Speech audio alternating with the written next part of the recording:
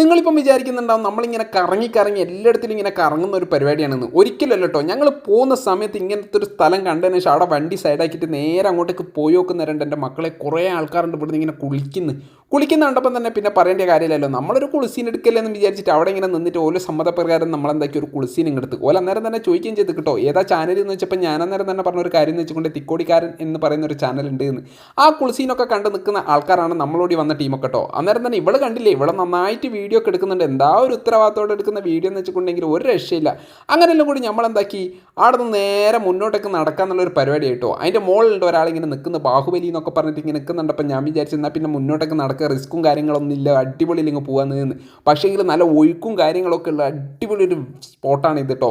പിന്നെ ഫാമിലി ആയിട്ടും എല്ലാം വരാൻ പറ്റിയൊരു സ്പോട്ടും കൂടി. ഞാളിവിടെ വന്ന് നോക്കുന്നേരം കുറേ കപ്പിൾസും കാര്യങ്ങളൊക്കെയുള്ള ഫ്രണ്ട്സുകളും കാര്യങ്ങൾക്കും വേറെയൊക്കെ വന്ന് എന്ത് ഇവിടുന്ന് എൻജോയ് ചെയ്യാൻ വേണ്ടിയിട്ട് അങ്ങനെയെല്ലാം കൂടി നമ്മൾ നേരെ ഉള്ളിലേക്ക് കയറി അത് പോട്ടെ അത് വീണ് അടുത്ത ആൾ അങ്ങനെയെല്ലാം കൂടി അടുത്ത ആൾ പോയി ഒക്കെ നേരം പറയണ്ടല്ലോ അതാ വീണ് കിടക്കുന്ന അങ്ങനെയെല്ലാം കൂടി പൊക്കിയെടുത്ത് ഇതേമാതിരിയുള്ള മണ്ടത്തരങ്ങൾ നിങ്ങൾ ഒരിക്കലും ഇതേമാതിരിയുള്ള സ്പോട്ടിൽ ഏത് സ്പോട്ടിൽ പോയാലും വെള്ളം കൊണ്ടുള്ള ഏത് സ്ഥലത്ത് പോയി കഴിഞ്ഞാൽ ഇങ്ങനത്തെ കളിയൊന്നും കളിക്കരുതെന്ന് പ്രത്യേകിച്ച് പറയുന്നുണ്ട്. അപ്പോൾ ശ്രദ്ധിച്ചിട്ട് പോവുകയും വരികയൊക്കെ ചെയ്യണം.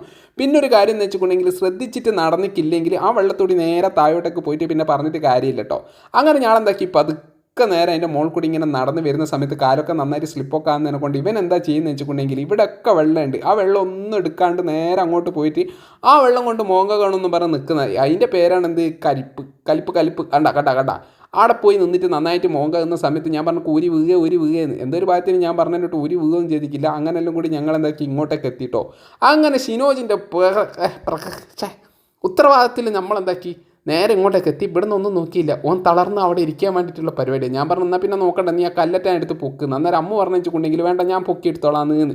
ഒരു ഗ്ലാസ് പോലും പുരയെന്ന് എടുക്കാത്ത ഇവള് കല്ല് പൊക്കാന്ന് വെച്ചിട്ടുണ്ടെങ്കിൽ ഒരു എന്ത് പറയാനത്.